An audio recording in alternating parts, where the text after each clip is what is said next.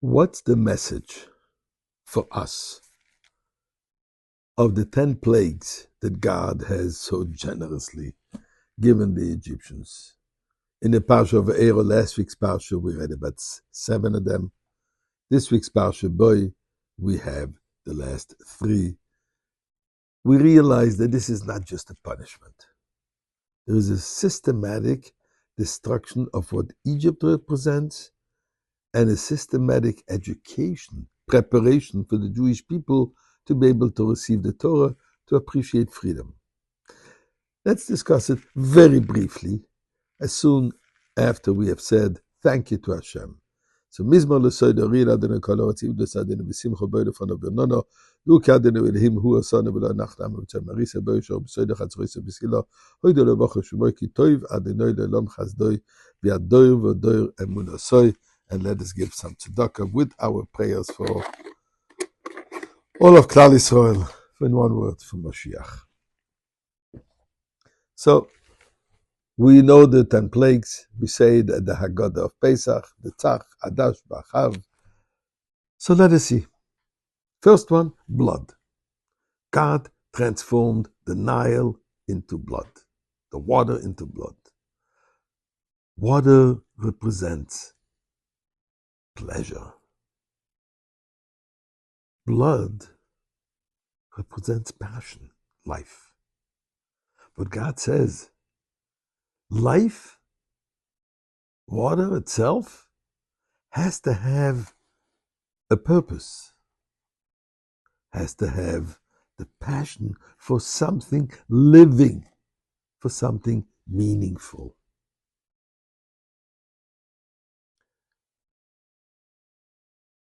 Egypt made an awful lot of noise of themselves. So God showed them, the noise that you're making is just like the noise of tzvardeya, of frogs. Makes no sense. Doesn't say anything. It might sound to you very meaningful, but void of godliness is just like the croaking of a frog. Egypt was very arrogant, considered itself a superpower, and indeed they were. So God sent them kinim, lice, a tiny, tiny, invisible creature, destroyed their entire ego.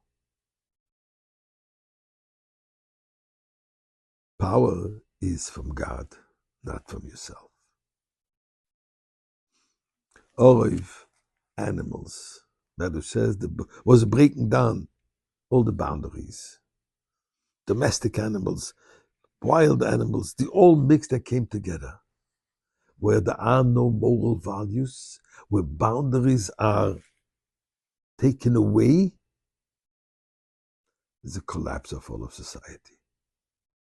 There has to be some boundaries, godly imposed boundaries. Dever, pestilence.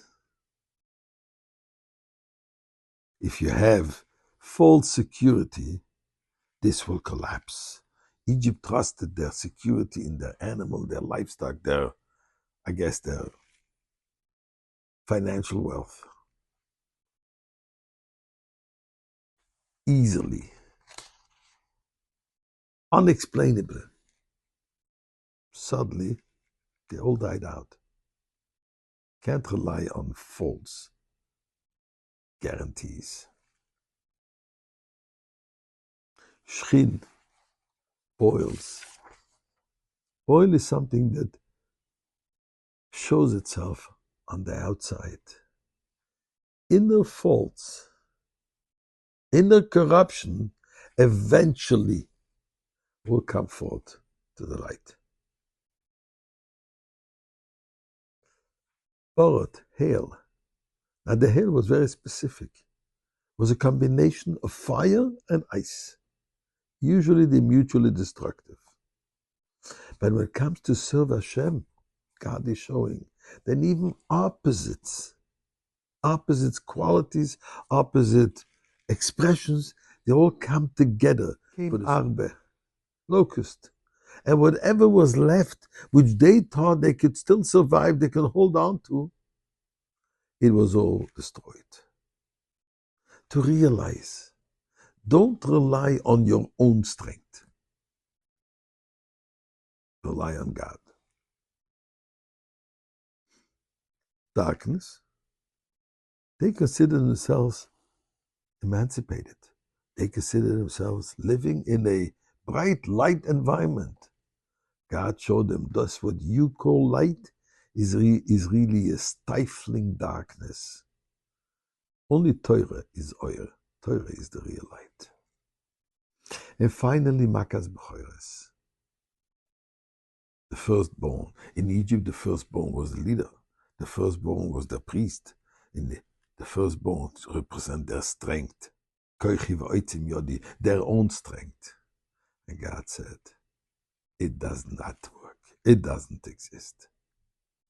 To tell the Jewish people, leave go of all this which Egypt represent. You have to let go of all this, and then you can receive the Torah, and that's how you're going to reach the ultimate freedom.